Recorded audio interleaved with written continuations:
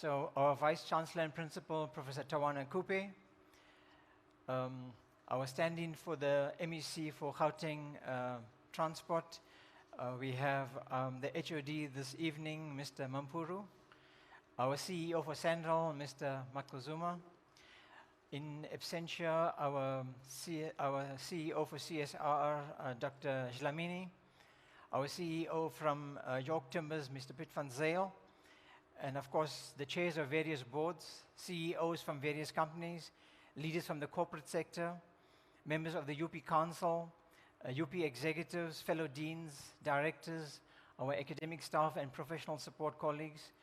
Ladies and gentlemen, welcome and thank you very much for joining us this evening on this very momentous occasion.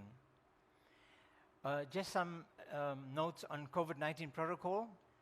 So we request you to please wear your mask at all times. And I'm sure you were given a mask when you entered, so you can wear that as well. Of course, except when you're eating or drinking later on. We've given you hand sanitizers, so please use that when you find it needed and appropriate. And of course, we request you to please maintain social distancing. We have adequate space here, it's open, and so please, you can spread out if you want to. The weather is quite lovely, and you can still hear us, hopefully, on the outside as well. Or if you go onto my right-hand side, you can still see and view the event if you wish to. So please feel safe and feel relaxed as well. As we have something like 6,000 square meters of facility out here, so you won't get lost. And furthermore, I think you'll be well in terms of taking care of social distancing. So it gives me great pleasure today to welcome you to this momentous occasion at the University of Pretoria, where we today will launch this newly developed Engineering 4.0 facility. This approximately 300 million rand facility has taken us about 6 years in the making, right from exploratory talks to idea generation, to preliminary discussions, to conceptualization, to finally getting approvals and the funding, the planning, construction, and today the launch of this facility. This establishment has been conceptualized and developed based on what we call the triple helix model, the model where a partnership between industry, government, and academia for sustainability, for relevance, for social and economic impact. So the whole thinking behind the traditional academic facilities has been very different when we conceptualized and developed this facility. As you'll see some of the things that's going on here, and during the evening, please, you'll be given information later on by Professor Steyn on some of the activities we have on demo, and you'll have the privilege of seeing the different exhibitions of some of the work. That's only a snapshot view of some of the work that's going on here, and of course at University of Pretoria. So it gives me great pleasure now to ask our Vice Chancellor and Principal, Professor Tawana Kupe, to do the welcome to each and every one of you. Professor Kupe.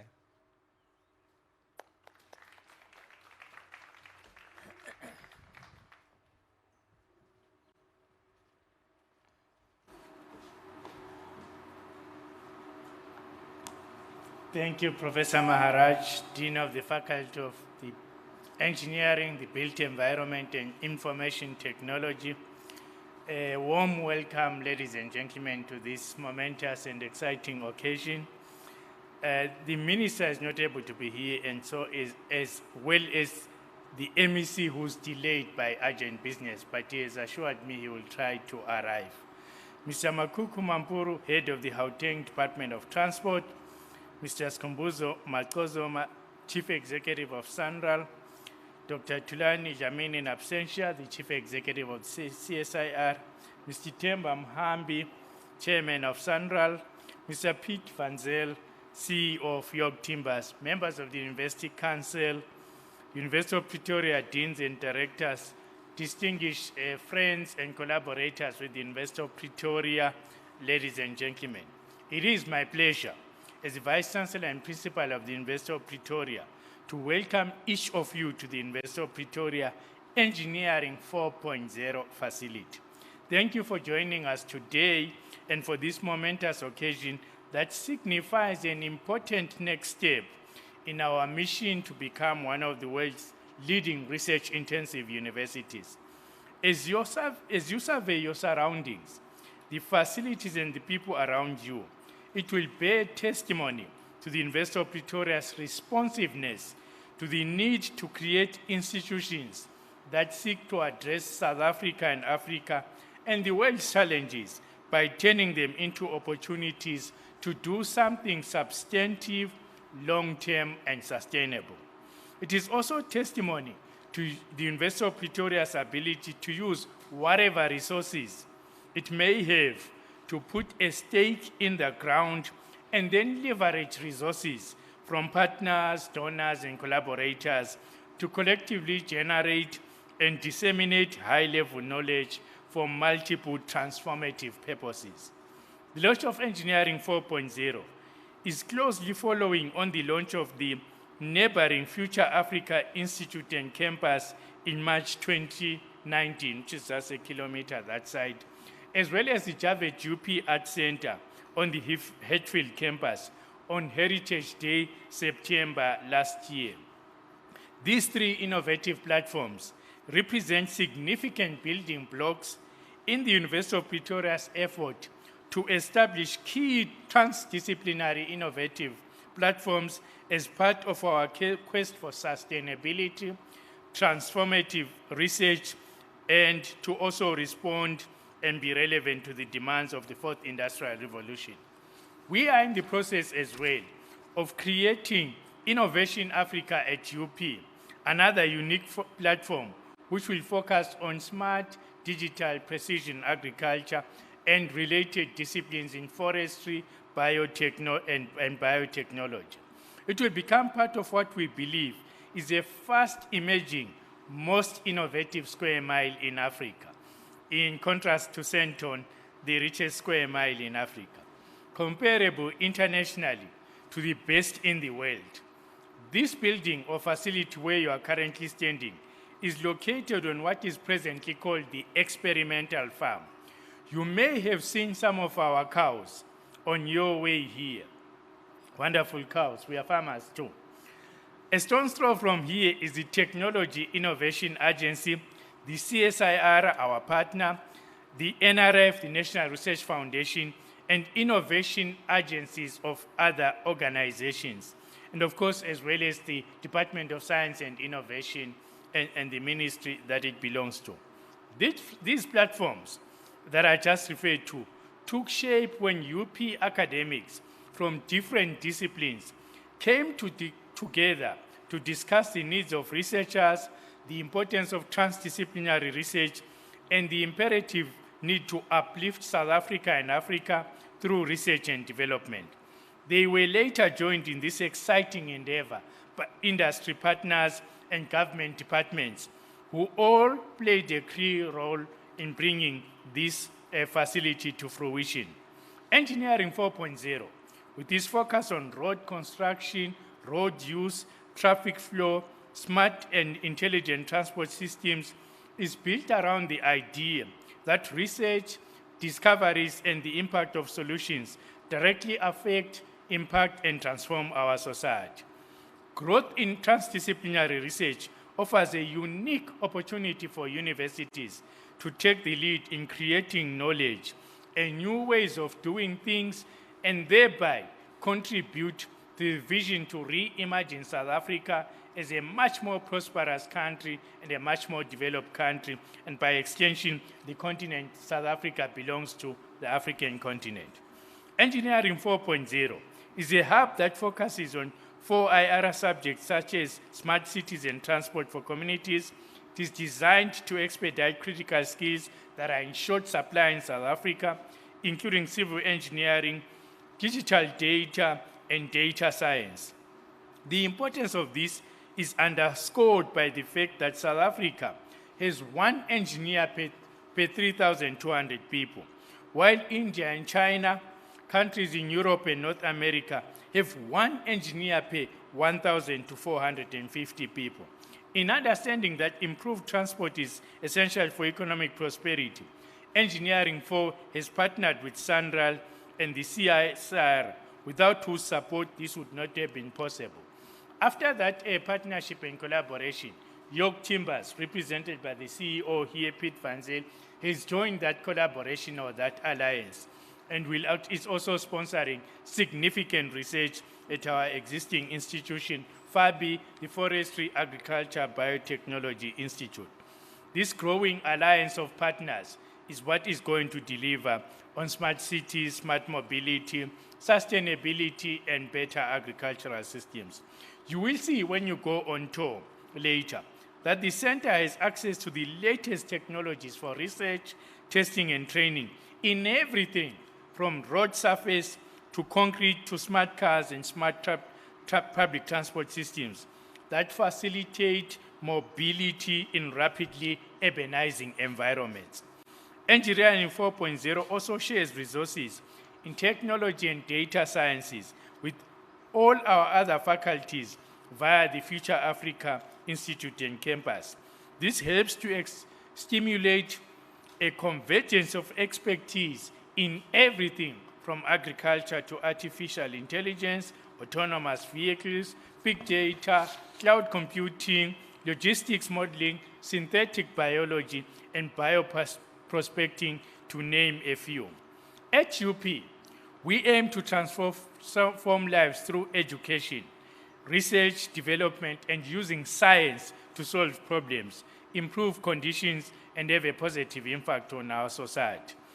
We live in a society where everything is in constant flux, and technological advances are rapidly changing our lives on a daily basis. As a society, we are becoming increasingly industrialized.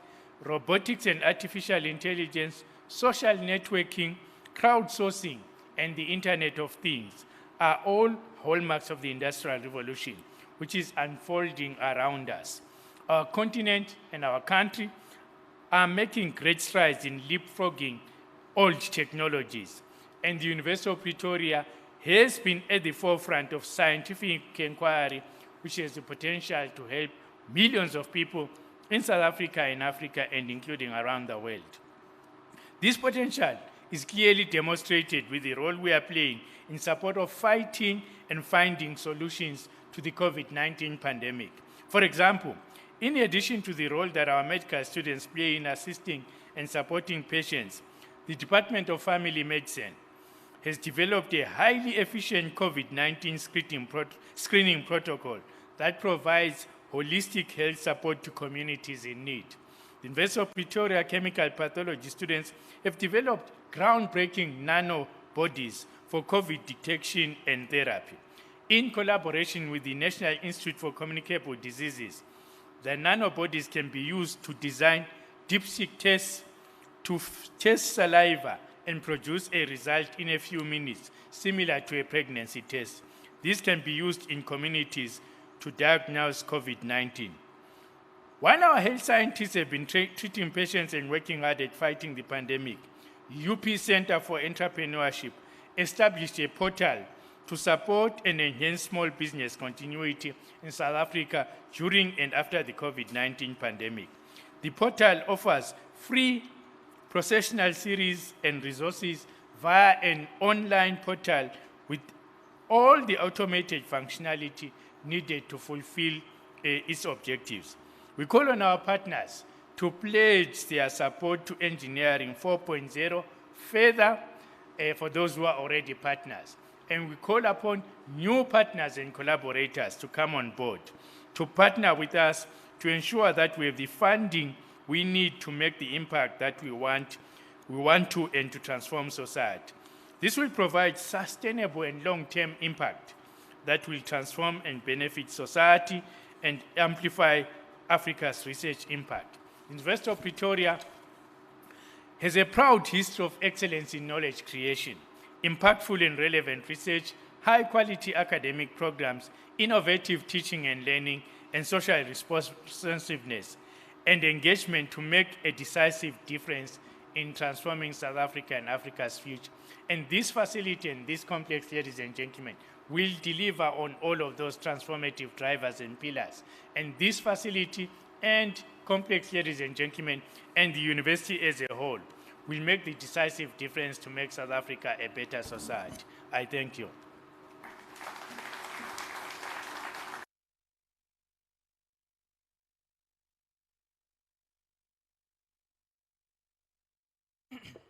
Thank you, Professor Coupe, for your elaborate words of welcome and, of course, expose on some of the facilities and activities that's happening at University of Pretoria. Thank you very much. As I mentioned, the triple helix model, the partnership, and Professor Coupe alluded to that, is basically one of the partners in this development is Sandral's SOC. And we're very honored today to have the CEO from Sandral, Mr. Makazuma, to be here with his colleagues and members of his board as well to grace his function. And we really appreciate the members of the board and the delegation from Sandral to join us today in celebrating this event and occasion. And without much ado, ladies and gentlemen, please join me to welcome Mr. Makazuma.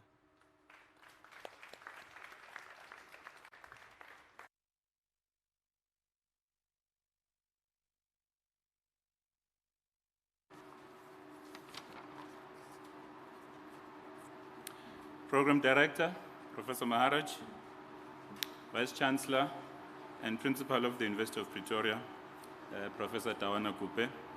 Ladies and gentlemen, please allow me to observe the protocol that has been so ably pronounced by Prof. Maharaj. Also, please allow me to acknowledge two special guests as far as Sandral is concerned. I would like to acknowledge Mr. Zain Babamia and Mr. Andrew Makela, who are young engineers at Sandral, who are part of the project team that delivered this exciting building. Thank you very much. It is indeed an honor for me to return to the exact same spot where 2 years ago we gathered to put a spade on the ground, signaling the commencement of this ambitious project. The significance of this milestone is that it backs the popular perception that South Africans are good at planning, but fall short on delivering. What we planned together is now being delivered in record time. As the South African National Roads Agency, as I'm sure the CSIR equally is, we are proud to be a partner of the University of Pretoria, and indeed delighted to be part of today's launch of the new Engineering 4.0. Our collaboration with the university and the CSIR on this program dates back to 2016. For this, I wish to credit Prof. Delaray, Nazir Ali, and Dr. Sivisi, the erstwhile leaders of the university, Sandral, and the CSIR, respectively. The facility we're launching today will be home to the continent's first independent material testing facility, as well as the National Reference Laboratory. The facility will also be the university's research and training hub for smart systems for transport, as well as smart cities. This demonstrates the value and significance of collaboration among us as Sandral, the university, as Engineering, Built Environment and Information Technology faculty, and the Council for Scientific Industrial Research's Smart Mobility Cluster. This partnership forms part of the university's future transportation and smart cities research, which focuses on leading South Africa into the fourth industrial revolution. Esteemed guests, you may be aware that Sandral previously partnered with the University of Pretoria's School of Public Management and Administration on a road safety colloquium, in which we endorsed a research by the university on road user behavior.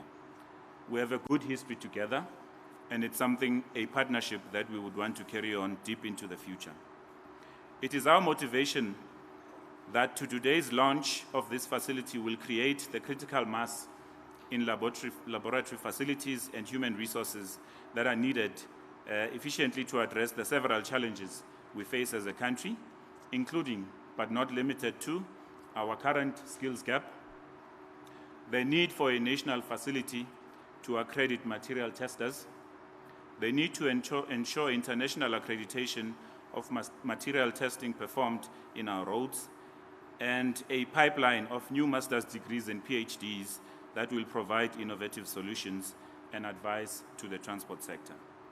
The National Development Plan reminds us that education, training, and innovation are central to South Africa's long-term development. These are core elements in tackling the triple challenges of poverty, inequality, and unemployment that the country currently faces. The NDP aims to increase the number of science and mathematics entrants to universities by 450,000 by 2030. If this is achieved, it will mean a threefold increase in the number of people embarking on careers in science and technology in 2030. The NDP can only achieve this target with South Africa's social partners working together in pursuing this goal.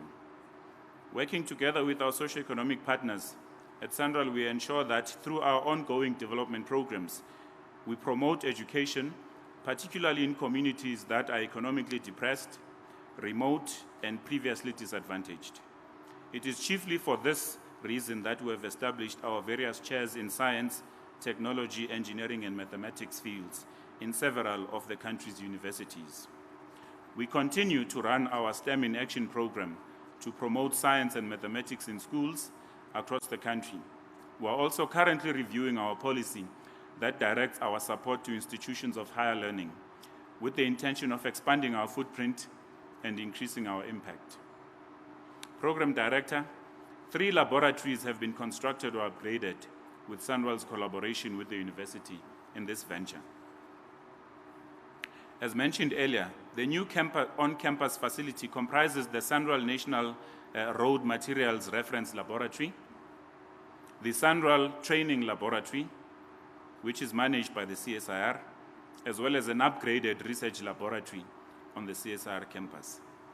These laboratories will assist in improving research into road building materials and design methods, and train students and technicians in roads materials testing and design.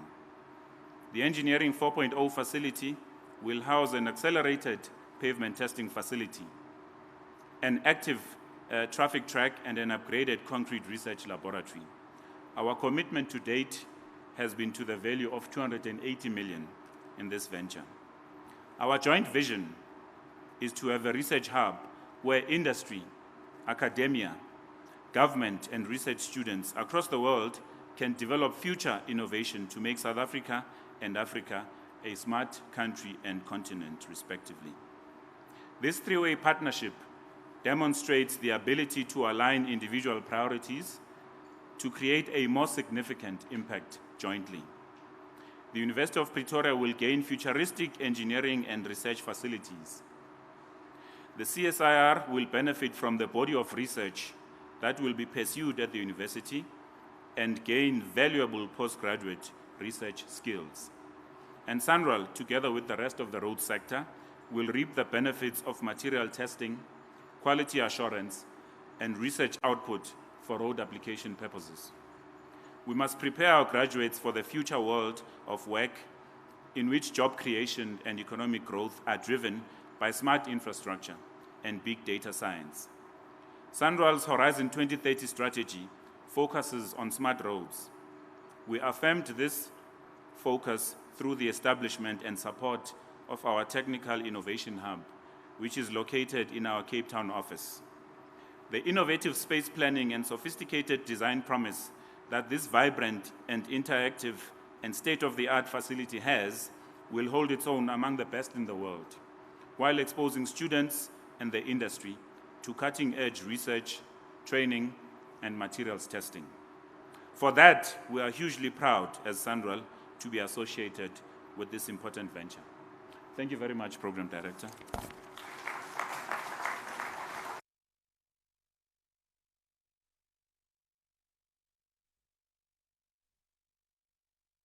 Thank you, Mr. Maktazuma, and thank you for the support from SANRAL over the many years from the past CEO and, of course, again, under your leadership.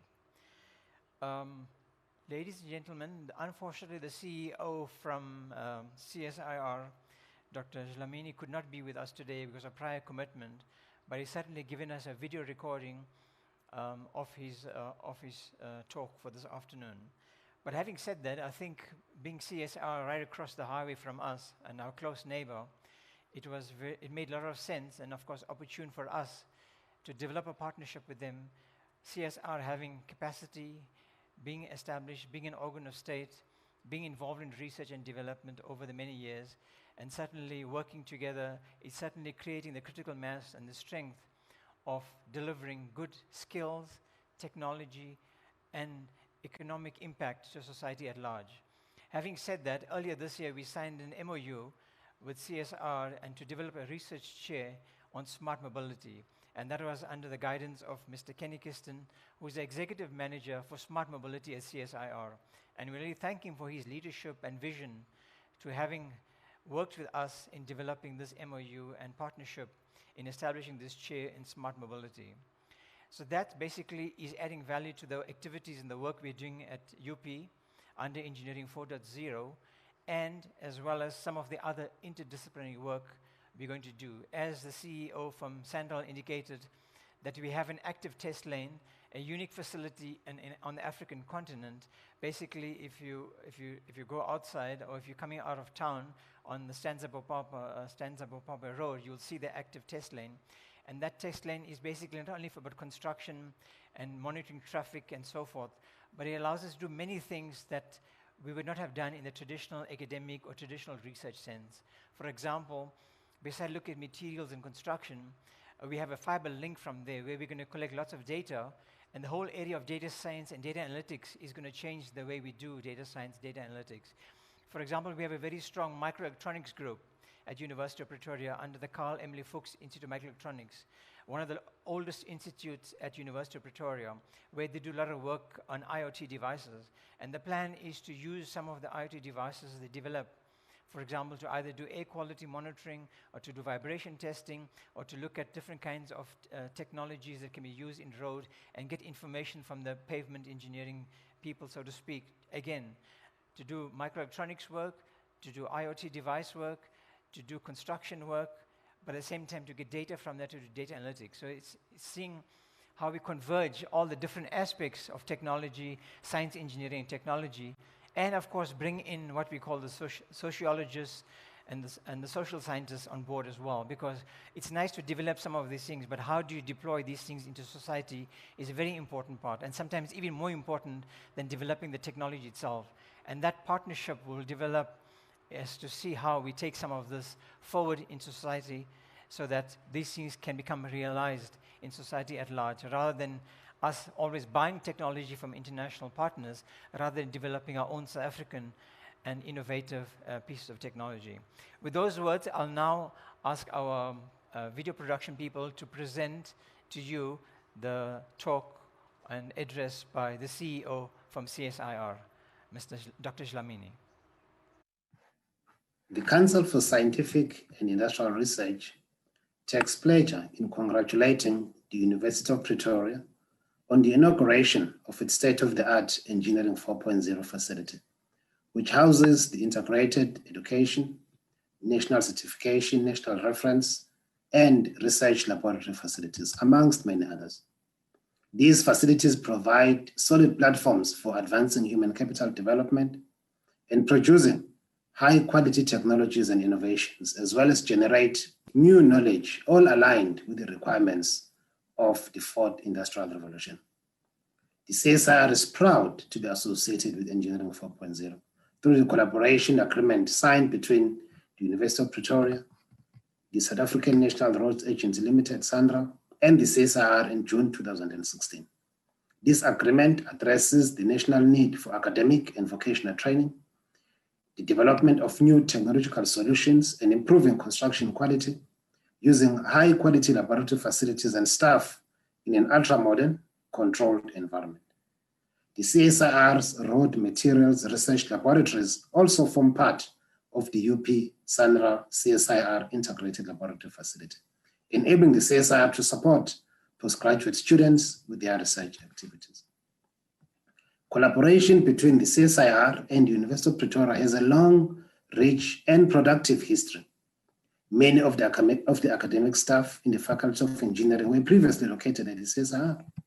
In July 2020, this collaboration has been reaffirmed with a formal and formalized through the signing of a memorandum of agreement to collaborate in a synergistic manner in the areas of smart transport, smart cities, smart logistics management, fourth industrial revolution, and the environment. In addition, the CSIR Smart Mobility Cluster is championing a research chair initiative together with the Faculty of Engineering, Built Environment and Information Technology at UP. In essence, the intent is to combine the joint capabilities of the two entities to build the essential capacity in the transport and transport infrastructure sectors. The CSR sees the collaboration with the University of Pretoria and Engineering 4.0 in particular as complementing its strategic initiatives to address transport and infrastructure challenges in the country and the continent. This speaks to a key objective of the CSR, which is driving socio-economic transformation through research, development, and innovation that supports the development of a capable state in our direct response to the National Development Plan. Engineering 4.0 will become a research and training hub for smart infrastructure and transport systems. These systems and their associated technologies will have a profound impact on the infrastructure and transport trends of the future, such as self-healing infrastructure assets, nanotechnology-based materials, real-time infrastructure performance monitoring, intelligent transport traffic control systems, drone technologies, and many others. The CSR is looking forward to a close collaboration with Engineering 4.0, and particularly the coming together of various key elements, namely technology, mobility infrastructure, mobility systems, and solutions and people in an effort to create flexible, integrated, safe, and cost-effective transport and mobility networks. Thank you.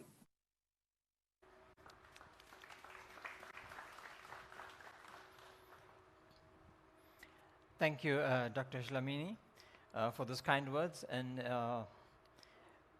as much as you couldn't be here, but certainly your presence and your support is felt by each one of us, and we're really thankful for the support we have received from CSR, and particularly the Smart Mobility cluster at CSIR.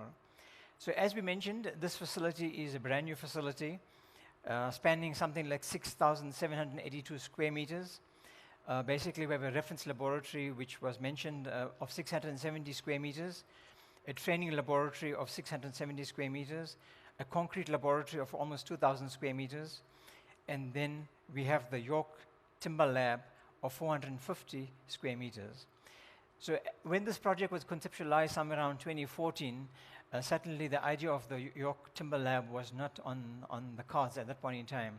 And that's why we talk about the triple helix model of how we bring industry partners on board. And the idea is to continuously bring industry partners on board as we evolve this facility and as everybody sees a value proposition in working with the University of Pretoria, and of course adding value to what we do and how we can add value to what they do. And we were very lucky through the support of certainly our FABI, our institute at University of Pretoria, and certainly Professor Slippers and Professor Mike Wingfield and their support, certainly through their help, York Timbers, under the leadership of Professor Peter van Zyl, came on board as a partner. And certainly one may ask what timber's got to do with this, and he'll probably tell you a lot about that. Timber has got a lot to do with that, and certainly we're looking at that exciting relationship, not only in terms of aesthetics and use, but also in terms of structures, design, and being involved in our faculty or University of Pretoria in architecture and construction management and construction. I think these are very important aspects, how we bring about a change in innovation and the way we live and work and interact in society at large in South Africa. And ladies and gentlemen, please join me to welcome Mr. Peter van Zyl to do his address.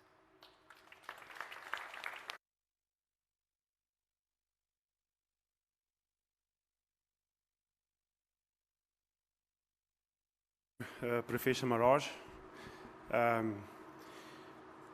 Vice-Chancellor, Professor Coupe, it's an honor to stand here tonight to have heard what you said about our future and the passion that you demonstrate for the university. And it's exciting to see what way and path you have carved out for us. Mr. Makazoma and Dr. Dlamini, it's an honor for me to share this stage with you tonight. Thank you for allowing this opportunity to participate in this fantastic facility that was created. And I think we all can testify that what an amazing and world-class facility. Congratulations, Professor Wynand. Timber, as Professor Maharaj says. Well, we all understand the impact our current society has on our environment. It has a dramatic impact on how our climate interacts with us, how our climate changes, and the challenges that it has posed to us as scientists, engineers, and as producers of biological material.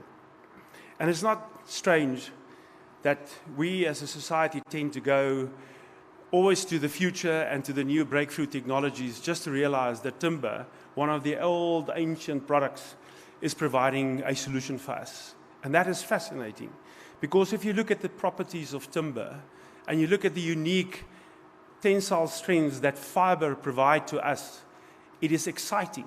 It's a well-known fact that the nanotechnology is already fast developed in the use of polymers and other products in the world of a biodegradable product. But it's only recently, when there's this huge development of multi-story buildings constructed with timber. And how did that came about? And it came through a simple process of cross-laying timber on top of each other and glued together with a fire-retardant glue. And that changed the dynamics, because all of a sudden we started to unlock the tensile properties of wood. And here the story starts getting more interesting. And the concern that was there, if we look at the history, yes, timber cities were built with timber, and I think in 1923 most of Tokyo was destroyed due to fires, and all the timber houses were destroyed. But today, with the advancement of our biochemists, our chemical engineers, our plant breeders, biotechnology, the introduction of molecular genetics, all of these things provide solutions to us. And that makes it even so more exciting for us to venture into this future of engineered wood. That's one story, but I think we all heard the carbon footprint. But let me just leave these few thoughts for you, why we're so excited about timber. So for every cubic meter or ton of timber that you use or utilize in construction, you take out 1.8 tons of carbon dioxide out of the atmosphere. Just think of that ratio for yourself, and one of the challenges that we face as a community and as a society. We have to improve on our building materials. We have to see that what we have done, maybe in the past, we have no solutions, alternatives, but maybe we can do something better from here on forth to make right what was wrong in the past. In Europe, just to put the numbers in context, every 7 seconds, enough timber is grown to build a three-apartment house. If you look a bit further, every 4 hours, we can grow enough timber to construct a 300-meter-high skyscraper. Unfortunately, Africa do not have yet that forestry footprint, but therein lies the opportunity. And that brings me to the people that has bring this vision together to bring an engineered wood drive and agenda in the construction material sector in Africa, on this continent. And it is a long process, because you can't just go and plant a tree and hopefully after 20 years you cut it and you think you're going to have the right product. It has to do with breeding, selecting, and designing your planting material and genetic material correctly for that application. So Professor Mike Winfield has been instrumental in the life of York Timbers. We've also been around for 100 years. We try our best. But this facility, together with the leadership of the University of Pretoria and the guidance of hours of debate, has now created us the platform where we can have this transdisciplinary research, Professor Coupe, which you very well described, to allow us the reference of lab, technology, construction material, so that we as a collective can respond better to the environment. So from the first moment, Professor Anton Stroe sat down with me and I met Professor Coupe, that vision was created. And we have just gone from strength to strength. And the commitment of York Timbers and the industry towards this initiative is overwhelming. So thank you again for the honor of allowing us to be part of this facility, Professor, and to Sonral. I know the immense contribution you have made to make this available, and this opportunity for us to actually participate. We have to establish our own role as African players in this fast-changing and emerging use of timber as an engineered solution for housing and for multi-story buildings.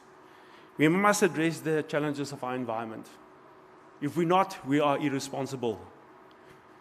We have to look what is the impact of what we do on our climate and the dramatic changes in the behavior of climate. And this facility, together with the chair at the engineered wood facility that will have a multidisciplinary or transdisciplinary approach of research of all of these disciplines we talk about. Hopefully we can create this future together. And thank you again for allowing this honor to be part of this fantastic event and this fantastic facility. Thank you very much.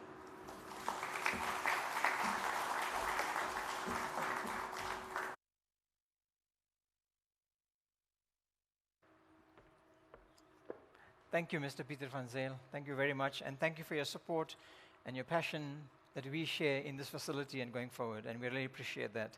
And certainly we'll use a brand ambassador to get other industry partners on board.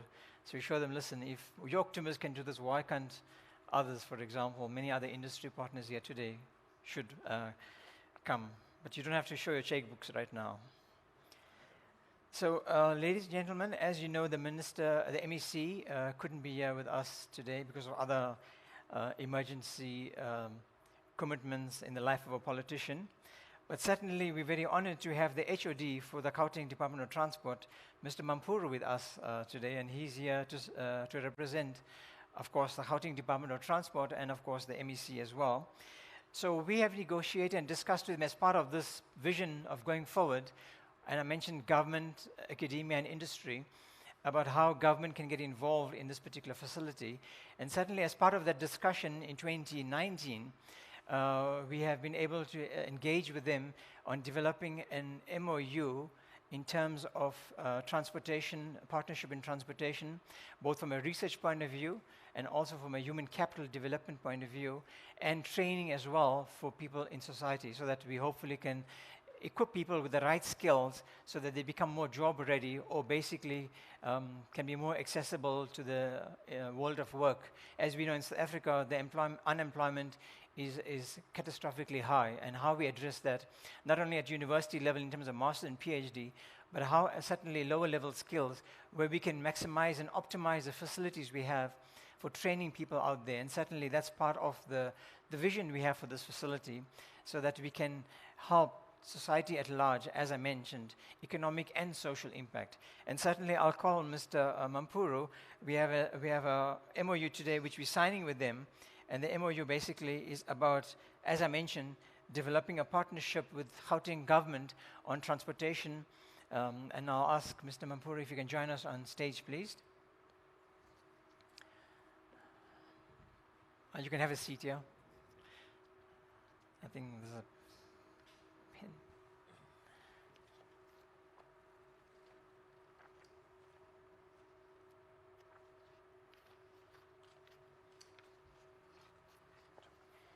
So you can sign here. And then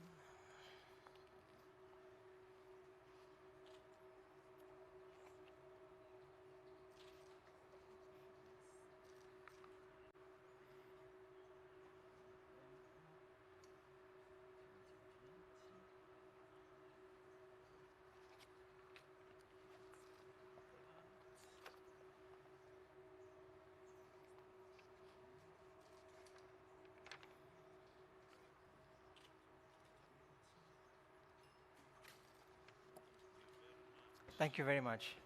Let's get a photo. Let's get a photo now. It's my copy to have and to hold. Thank you. Thank you, sir. So, Mr. Mampuru, we can call you upon if you don't mind. If you can maybe address us and say a few words. And you can represent the MEC as well in the same token. Oops. Professor Maharaj and all the other collaborators, I'm here on behalf of the MEC to congratulate you on this big occasion. We were here with the MEC in 2019. We took a tour of this place when it was still a construction site, and it gives me immense pleasure to be able to witness the finished product. You've been talking smart every day.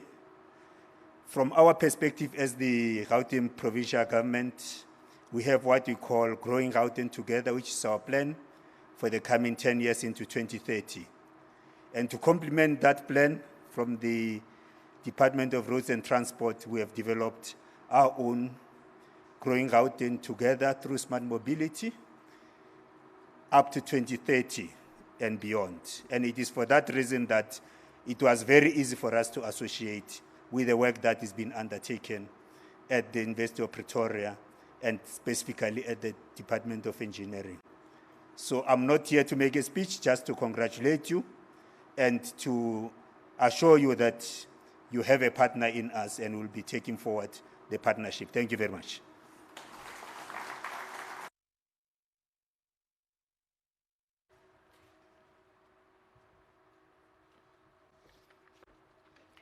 Thank you, Mr. Mapuro, and thank you very much for you and the MEC. When you visited us last year, I mean, you were very, very open in the discussions, and certainly you displayed the challenges we have in the country and the province and how we can work together. And we're certainly looking forward to building this partnership going forward and looking at the many projects that and opportunities for the students, both at UP and for the colleagues at CSR, to work for us all to work together in addressing some of the challenges we face in Gauteng, and of course how we can help in terms of employability of our youth in the community as well. So ladies and gentlemen, we come pretty much to the end of this evening's event. So it gives me great pleasure to call on the Vice Chancellor and Principal to unveil the plaque for the official opening of this facility, whereupon it will be fixed on one of the walls. So Professor Coupe, I think if you can take your mask out. Okay, and we have the chair of Sandrol here, so I think. Please, you can join us. If you can just wait for him, Prof. Nice. You can just down that side.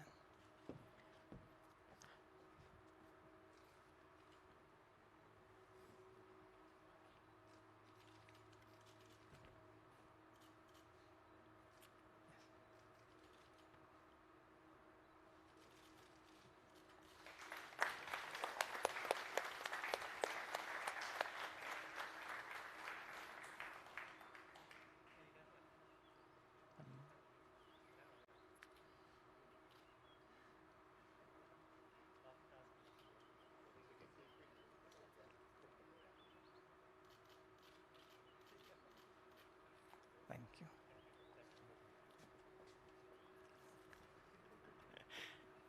Thank you, sir. Thank you very much for, thank you.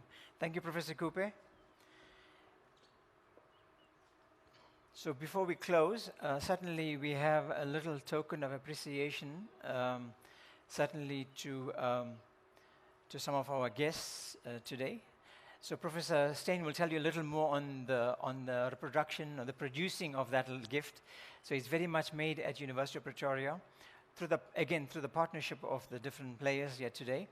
So first, of course, I'll ask our VC if you can come, Professor Coupe, and offer a little token of appreciation to our colleagues. We have a little gift here for certainly Mr. Peter van Zyl. So Prof, you can just stand here somewhere. The cameras are there, so maybe if you can stand here. Then we can get that background there.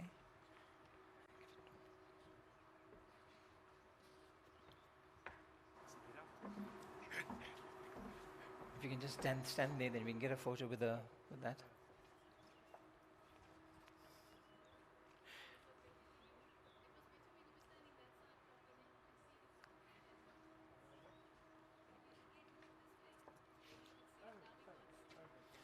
Prof, you can stand here. Prof, you can stand here. Two of you stand here. Yeah. That's it.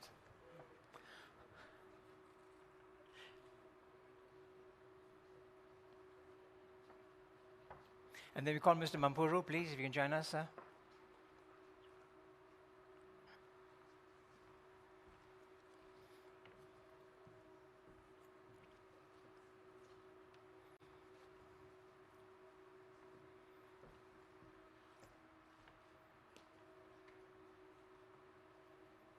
Thank you. And then we have the chair for the Sandal board. Please, sir, if you can join us as well.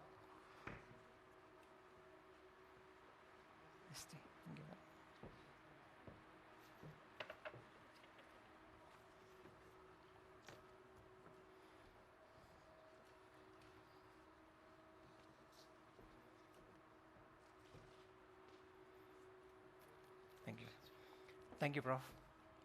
So as you can see, that has a tire. So the tire basically was 3D printed in our laboratories. And basically the tire shape is the work we do in our mechanical engineering, our vehicle dynamics group. We're a very strong vehicle dynamics group that does work on automotive research, and certainly they do work on big vehicles, particularly mining vehicles.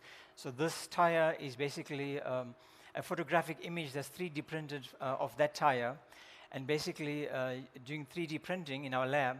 And then our chemical engineering people have basically coated that. As you can see, it's coated in a copper-like finish. Basically, in our chemical engineering laboratories, they have plated that that tire. And if you look at the board is basically comes from York timbers. So those are York timber boards that's given to us to mount this. And of course, with the lathe, it's etched out engineering 4.0 on that. So it's all made by our staff and students at University of Pretoria, and hopefully going green, so we do not create a lot of pollution and wastage from that as well going forward. So with those few words, I think I'll ask Professor Steyn to finally, Professor Steyn is the head for the Department of Civil Engineering, and he's also the chair for the School of Engineering, and he's been largely our champion from our faculty, managing this activity with the facilities management and the architects and the contractors, making sure that we deliver the project on time and within budget. And certainly it's one of the few projects at University of Pretoria was done on time and well within budget, if I might say, not within budget, well within budget. And certainly Professor Steyn will do the vote of thanks. And certainly after that, he'll talk and mention to you of how we're going to do the tours so that you all got different color stickers, and he'll tell you more about that. So Professor Steyn.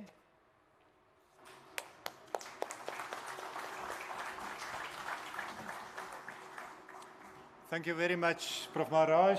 Ladies and gentlemen, it's my pleasure to really say thank you to a lot of you. Obviously tonight to the dignitaries, the VIPs, everybody that made things possible. And you've heard what the role of SANRAL has been, a major role in terms of assisting us to develop this project, major part of the funding, the role of York coming towards the end, but very importantly because it adds another link to the bigger picture. That's quite important in what we are trying to do over here. The support of the university, our thanks to the university, because there's a lot of time and a lot of money and effort going in.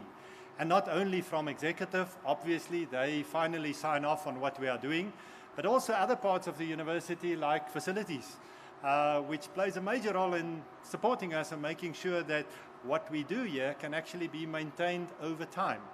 And then a lot of other departments that one does not always see visible. And some of it is just the guys doing the landscape. And you can look at the place and you'll see it's beautiful.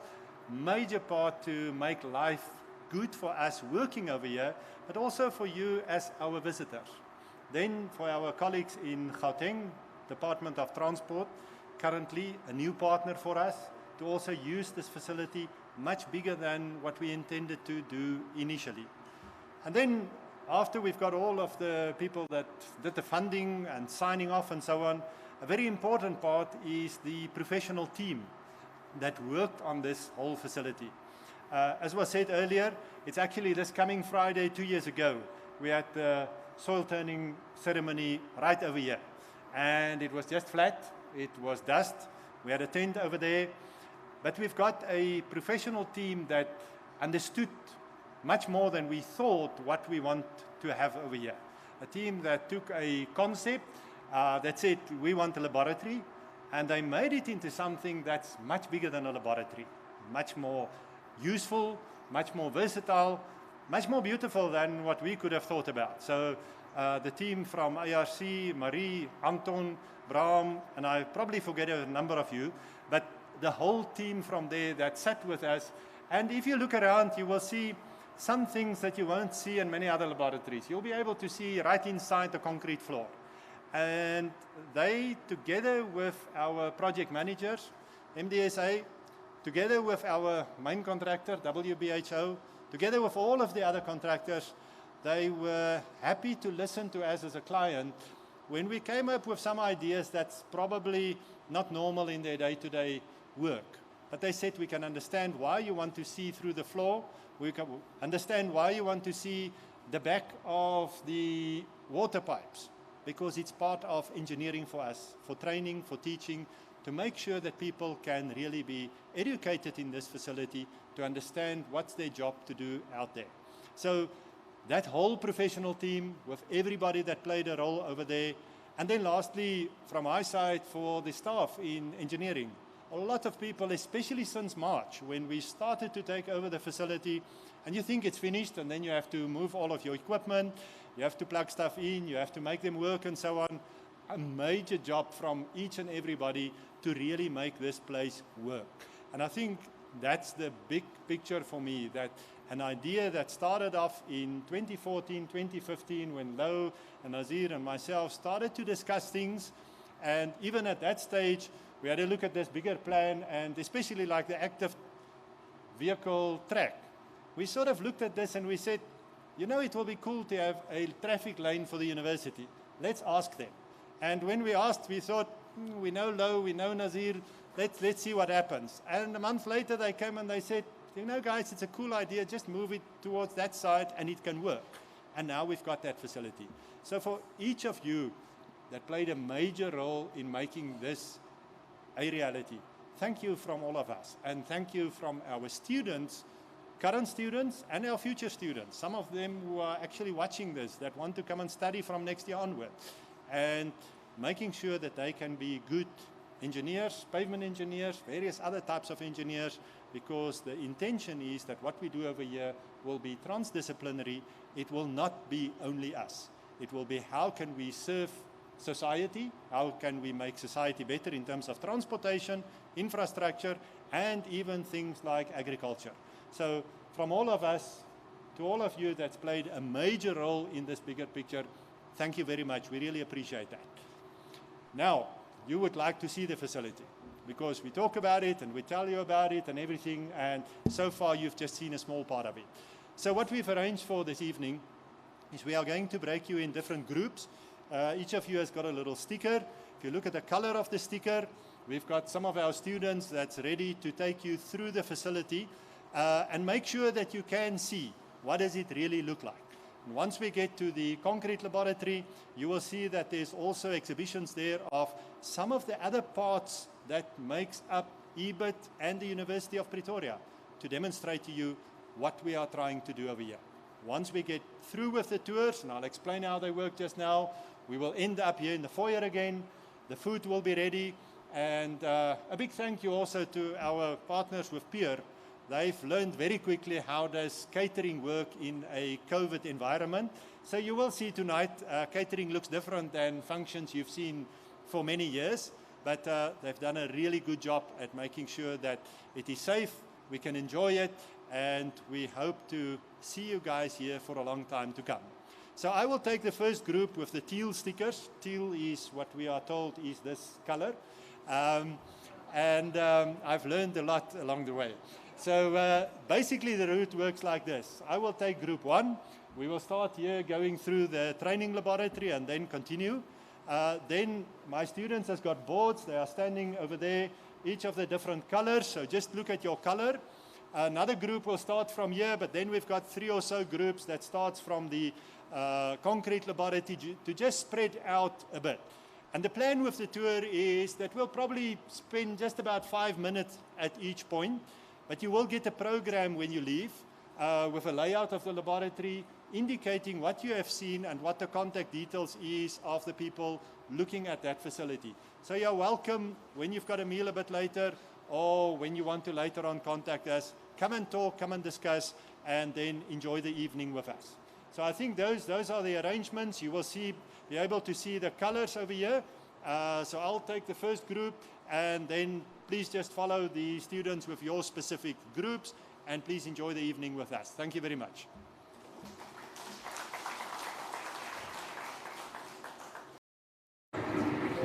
Welcome to Engineering 4.0, our latest facility on the Innovation Africa at UP campus of the University of Pretoria.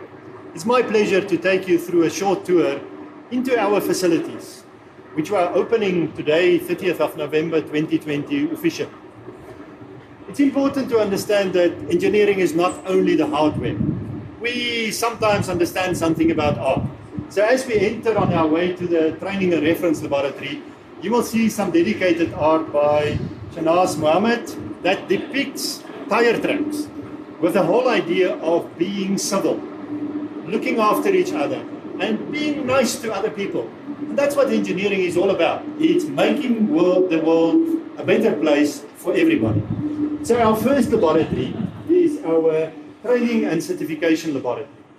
This laboratory is specifically here to train technicians that do tests on road building materials to ensure that the data that we get are good data. So we've got 20 of these stations in this facility. Each of the stations are identical, so we can have technicians working over here, doing their testing, being trained, but also being certified. Because we know that everybody cannot be here all the time, we've also developed a VR system of our tests. So a person that's far away from Pretoria can use the headsets and the handles and specifically do the test and build up the muscle memory and understanding of the test over time before they get to a real laboratory. Through the rest of this laboratory, we've got compaction rooms where we compact our materials, we've got presses, we've got water baths, so all of the standard road building tests can be trained in this facility. From this facility, once you are trained, once you are certified, you can then continue to any of the laboratories in South and Southern Africa and go and do good laboratory work. And as we exit from the training and certification laboratory, we are moving over to the reference laboratory. The Central National Roads Materials Reference Laboratory is actually where this whole facility started. This is the laboratory where we will test reference samples of road building materials, asphalt, bitumen, soil, concrete, for roads projects in South and Southern Africa. And in each of these laboratories, which are dedicated to things like bitumen, concrete, granular materials, we do specific tests on those materials. You will also see that the laboratory is split up into smaller areas where we can monitor the temperature and the humidity very specifically, because each of these materials are normally temperature sensitive or moisture sensitive, and if you do not conduct your test at the correct temperature or moisture, you can get erroneous results. So each of the laboratories are operating as a facility on its own, with its own controls, its own equipment, all of it certified, tested, evaluated by certified and trained technicians. So you can see the remainder part of the facility. The area that we are walking in is the more open area, the social area, for the technicians that are conducting the work in this very dedicated facility. After we went through the reference laboratory, then we go on to the very important large part of this laboratory, which is mainly our concrete laboratory. But in the concrete laboratory, you will see during the tour, we've also set up various of the other equipment and evaluation methods that we can do, not only in the civil engineering department, but also in the rest of EBIT, Engineering, Built Environment, and IT faculty at UP. You will see the environment over here is such that we've got a very big open social area where students can be outside of the laboratory while they've got a view into the laboratory. So it becomes part of their life to see the laboratory, to experience what's happening in the laboratory, and to see that that's extremely important for their training as civil engineers. So as we enter the concrete laboratory, you can see that this is really the biggest part of our laboratory facility. The first part of the concrete laboratory contains the strong floor. The strong floor itself is a 20 by 15 meter floor. That's 900 millimeters thick, and it's got connection points at 500 millimeter intervals where we can connect big presses like that one or various other tests that we are conducting. So it's one of the largest of these test areas that's available, and a lot of work already has been done during this year in terms of evaluating various types of concrete and steel and testing them mostly to failure in this part of the facility. So if we go from this part, we'll see the remainder of the concrete facility. The first major part of our exhibition is our Civiltronics exhibition. And I'll ask Mr. Andre Broekman to give you some more details about what we mean with Civiltronics. There we go. Thank you, Prof. Steyn.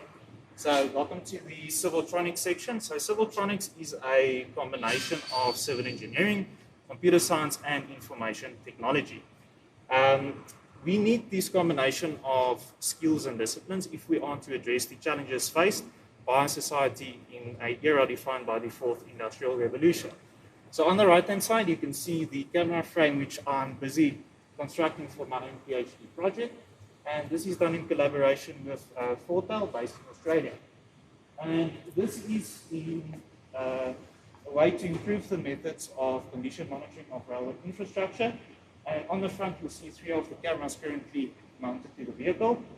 And these images are actually combined using a neural network, an example of which you can see over here.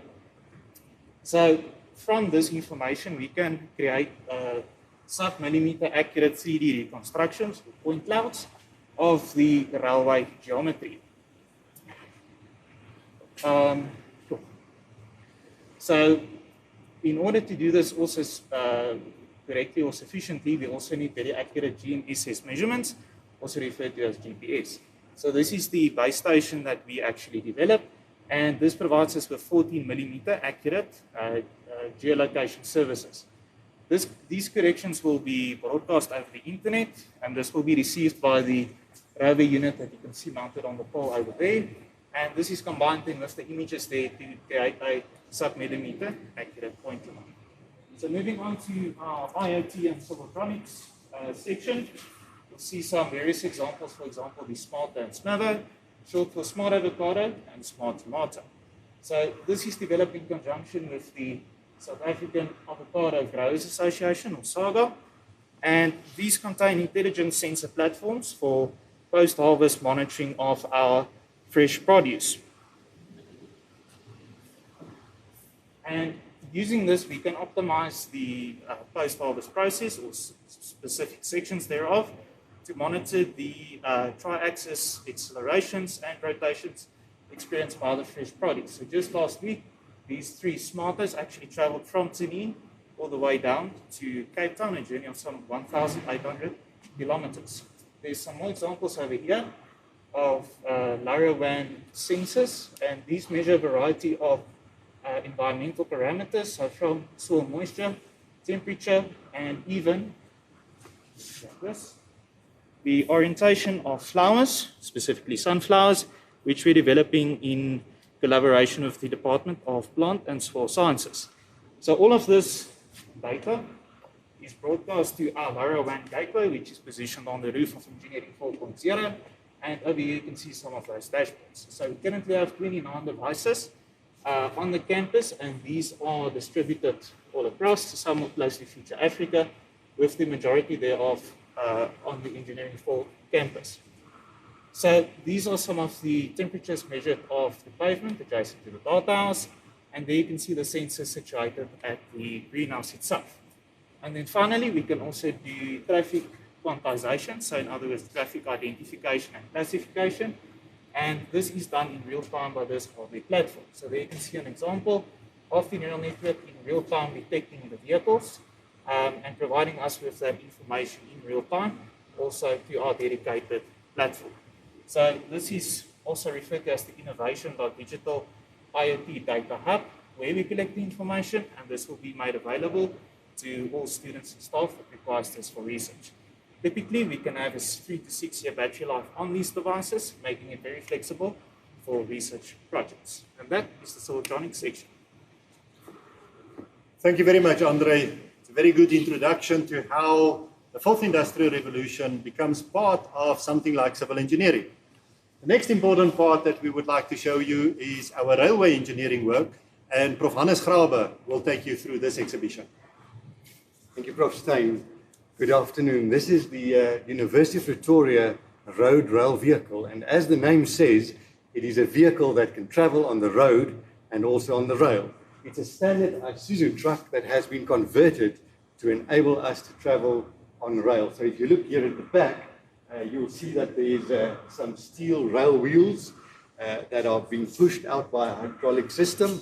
The same at the front of the vehicle. And then we can travel with our vehicle to a railway track. We can travel by road.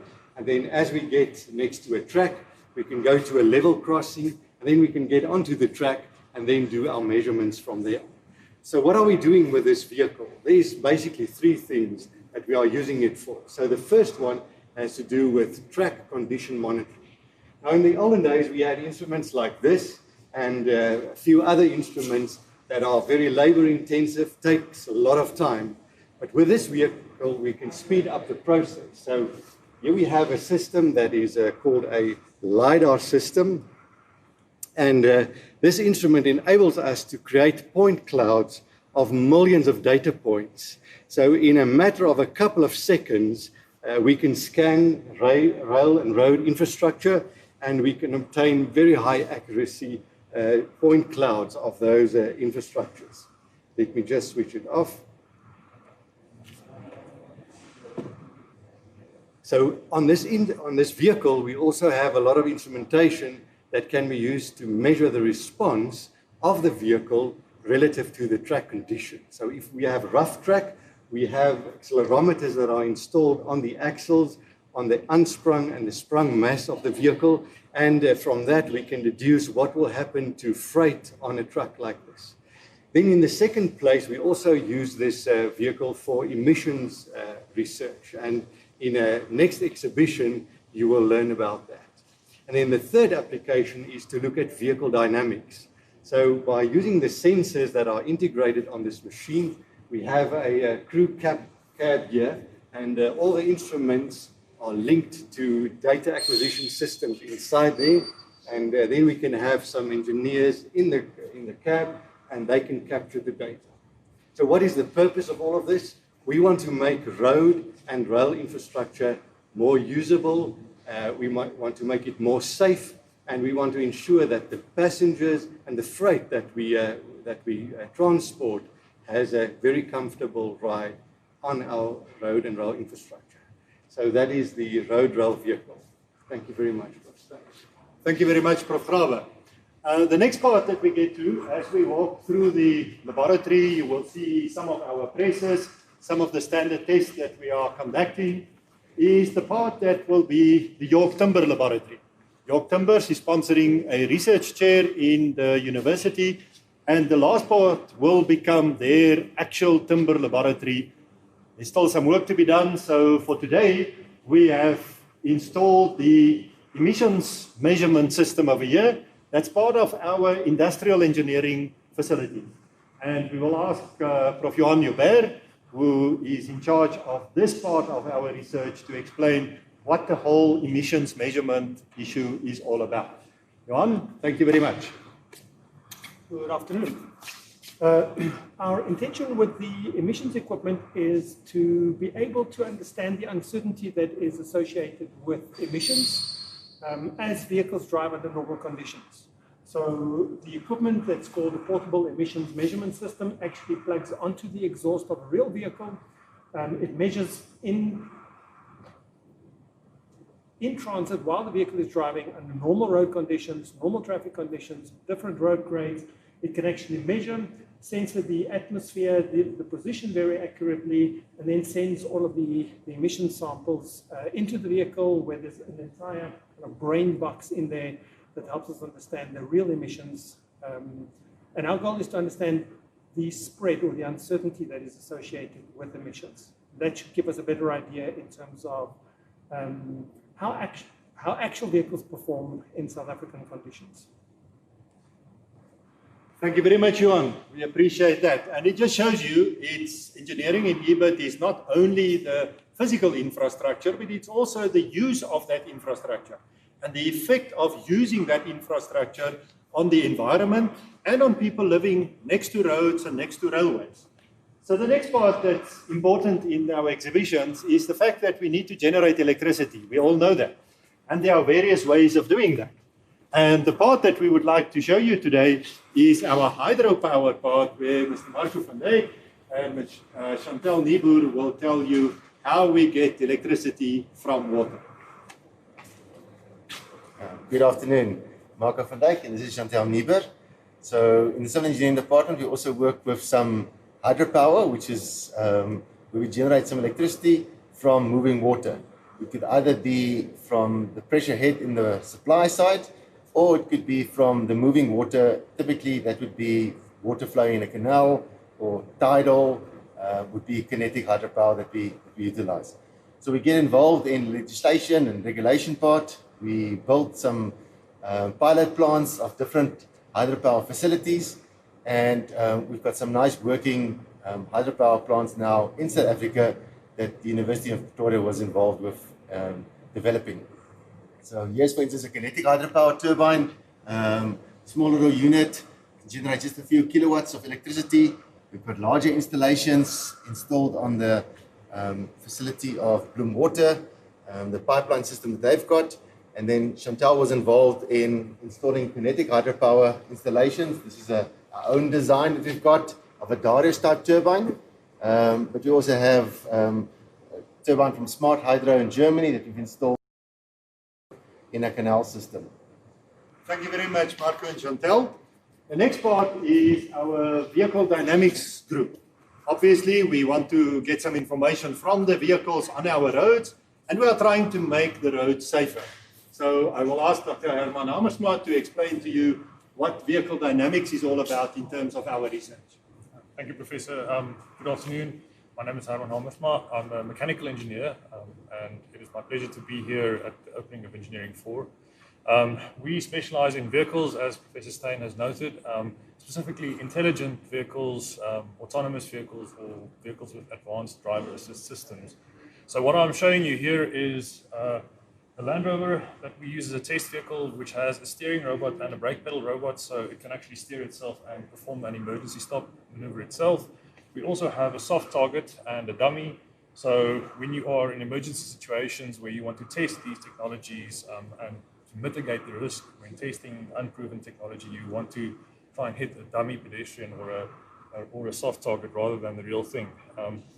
Also seen here is some of the technology that we use, that you can see some of the outputs being streamed live on the screen. So we have two automotive radars. Over here we have cameras and a Lidar, a laser that we use to detect the range. So what can be seen on the screen here is, on your left is the Lidar, so you can actually see the pedestrian dummy somewhere over there. You can see the real Land Rover over there, and the soft target, and I can wave my hand and look around and see it like that. And obviously over here is the camera output. And then finally the radar, you can see that dot here is being moving away and closer to the radar. So these are some of the typical sensors that we would use to locate the vehicle within its environment and then share that information within a smart city or even a smart mine or smart agriculture applications. Thanks. The next part that we walk through, as we are walking, you will see on my side over here, we've got curing baths for our concrete samples. We've got humidity rooms where we can set the humidity to 99% humidity at 25 degrees Celsius, which is quite important for durability testing for a lot of our materials. We've also got various presses available in the laboratory where we do dynamic testing of railways, for instance. And then as we are finishing and getting to the outside, the laboratory is not only what you see on the inside. Outside, as we walk, we will see our accelerated pavement testing track, as well as our data house. Now, it's important to understand that in the laboratory, we measure the properties of materials on their own. But a road obviously consists of a combination of materials forming a pavement structure. So in our accelerated pavement testing track, we can construct real full-scale pavements and then test these pavements using some of our mobile accelerated pavement testing devices, of which, by the way, two of the most popular ones in the world have both been developed in South Africa. So currently, the APT track is merely a section of 100 meters by 6 meters of road, because it's a placeholder currently, until we start to construct our first section of road to test. Next to the APT track, we've got the data house.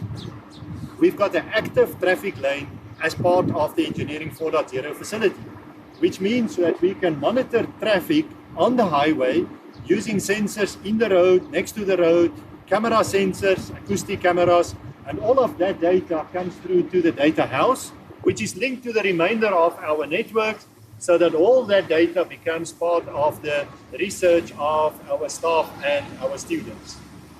On the top of the roof of Engineering 4.0, we've also installed photovoltaic shells because electricity and sustainable electricity generation is important. So we've got a system with 160 kilowatt capacity on the roof that can supply most of our requirements for this facility during a normal day. All of the excess electricity goes into our local grid, and through that process we make sure that not only Engineering 4.0 but also the Innovation Africa campus as well as our other campuses are actually sustainable, because we are focusing on engineering not only in the micro aspects that we are working on, but in a bigger picture. Living in a world where sustainability is becoming more and more important. So the sustainability development goals is something that we try to attain, try to incorporate into our research. And therefore we have to demonstrate it not only in our research, but also in the way that we treat the nature around us. And as you can see, as we walk back through to the foyer of Engineering 4.0, we are extremely fortunate that Engineering 4.0 is in a natural forest, which shows our students and our researchers that whatever we are busy with, it needs to mend up with nature. We've got some more art in our facility. We've got some of Eduardo Villa's art over here. And then in the main facility, as we finish up, we've also got our art by Sarel Petrus that actually depicts a paper jet, which is quite important for us as engineers. We started to fold paper jets when we were very small. We did not understand at that stage how important the process is of starting with a plan, starting with a blueprint, starting with an idea, and starting to fold a paper jet, and sometimes it's flying and sometimes it's not flying. But through this process, you learned why it is flying. And as you progress, you basically are doing research. You learn, you apply, and you make sure that, as you will see, starting from a blueprint, going through to planes flying together, because we are working in an area where, as an individual, you cannot do everything. You need a team around you. We can do more sustainable engineering, not only for ourselves, not only for UP, but for South Africa and globally. I trust you enjoyed this short tour, and you're welcome when you are in Pretoria.